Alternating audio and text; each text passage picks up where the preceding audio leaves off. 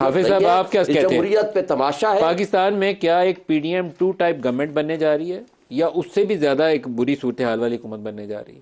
بسم اللہ الرحمن الرحیم۔ بہت شکریہ نجیم صاحب۔ یہ تو ایک حقیقت ہے، کسی بھی سنگل پارٹی کو اکثریت نہیں ملی کہ وہ سنگل حیثیت میں، انفرادی حیثیت میں حکومت بنا سکے۔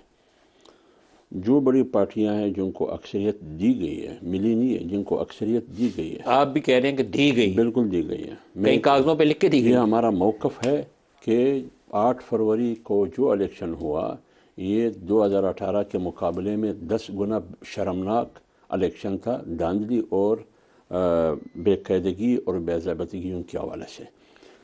میں بلوچستان کے میرا آنکھوں کے سامنے کہ وہاں کیسے الیکشن ہوئی، کون کون لوگ کن کن پارٹیوں میں چلے گئے۔ ابھی جو 5-6 آزاد ہمارے بلوچستان میں تھے یہ خود اپنی مرضی سے پارٹیوں میں چلے گئے، بڑے پارٹیوں میں، یا کسی کے کہنے پہ چلے گئے۔ یہ سب کو پتہ ہے۔ ایک بات آپ کو پتہ نہیں، جتوایا کس کو گیا؟ دیکھیے آپ کو پتہ نہیں ہے گا، آپ کو جب الیکشن سے 20 دن پہلے یا 25 دن پہلے کہ سندھ کس کو دیا جا رہا ہے، پنجاب کس کو دیا جا رہا ہے، وفاق میں کس کی حکومت ہوگی، آپ کو پتہ نہیں تھا؟ ہاں، یہ تو اسلام آباد میں یہ گوسپ بڑی عام تھی، تو وہی ہوا نا، لیکن نتائج تو اس کے مطابق وہی ہوا نا۔ اب آپ نہیں، سندھ میں کس کی حکومت ہوگی؟ زرداری صاحب کی۔ تو یہی بات ہو رہی تھی۔ پنجاب میں بلوچستان میں کس کی حکومت ہوگی؟ وہاں تو سننا آتا تھا پہلے آپ کا نام، آپ مجھے نہیں لگتا ہے میں اس لیے آپ نے کہا کس کی حکومت ہوگی؟ اب تو زرداری صاحب کی تو یہی باتیں ہو رہی تھی۔ پنجاب میں کس کی حکومت ہوتی؟ نون لیگ۔ وہی باتیں ہو رہی تھی، لیکن وفاق والا کام کچھ اور ہے۔ تو میں وفاق والے میں بھی پی ایم ایل این کی مبارک کو ان کو، میں رانا ثناء اللہ صاحب میرے بھائی ہیں، پھر یا تو 120 نشستیں ان کو دے دیتے۔ میں تو اس وقت کی بات کر رہا ہوں نا، ابھی 80 ہو گئی، ابھی تو 120-25 دے دیتے ان کو مسئلہ ہی نہ ہوتا۔ جو بڑی پارٹیاں ہیں وہ خود اندر سے ناراض ہیں کس بات پہ؟ اس بات پہ کہ جو کچھ ہمیں مینڈیٹ ملنا تھا وہ ہمیں نہیں ملا ہے، ایک بات۔ دوسری بات یہ ہے پی ٹی آئی کہتی ہے ان کا الیکشن مینڈیٹ چوری ہو گیا، ٹھیک ہے، یہی بات ہے نا۔ یہ کہتے ہیں ہمیں ہروایا گیا، آپ کہتے ہیں کے پی میں مولانا صاحب نے کہا کہ پی ٹی آئی کے فیور میں ریگنگ ہوئی، تو کیا ان کو جتوایا بھی گیا اور ان کو ہروایا بھی گیا؟ یہ بات کیسے صحیح ہو سکتی ہے؟ یہ ہو سکتی ہے کیونکہ جب جو قوت یہ کر رہا ہے نا، انہوں نے تو بھی عوام کے سامنے اپنے آپ کو ایسے پیش کرنا ہے کہ اگر میں کرتا تو میں نے وہاں کیوں نہیں کیا ہے؟ تو پھر یہ پی ٹی آئی کیسے جیت گئی؟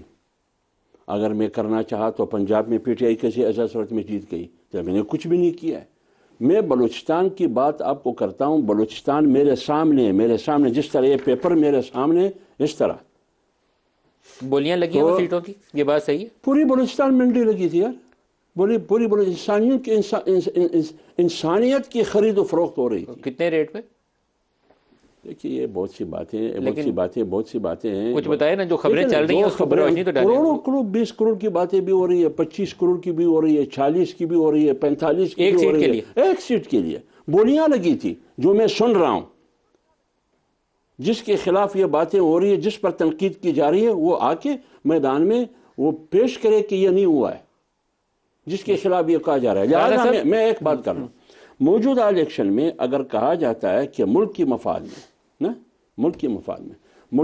میں یہ ہے کہ مہنگائی کا خاتمہ ہو، غربت کا خاتمہ ہو، بے روزگاری کا خاتمہ ہو، یہ ہونا چاہیے۔ تعلیم اور صحت کی سہولیات کیسی ہو، رول آف لا کیسی ہو، آئین کی بالادستی، پارلیمنٹ کی سپریمیسی کیسی ہو۔ آپ مجھے بتائیے، اس مینڈیٹ کی جو متنازع مینڈیٹ ہے، متنازع الیکشن میں 2018 سے بھی متنازع ہے، اس مینڈیٹ پر بیٹھ کے آپ استحکام کیسے لا سکتے ہیں؟ مجھے بتائیے رانا صاحب، بتائیے آپ اس کا جواب دے دیں۔ سیاسی استحکام جب نہ ہو تو معاشی استحکام کیسے لا سکتے ہیں؟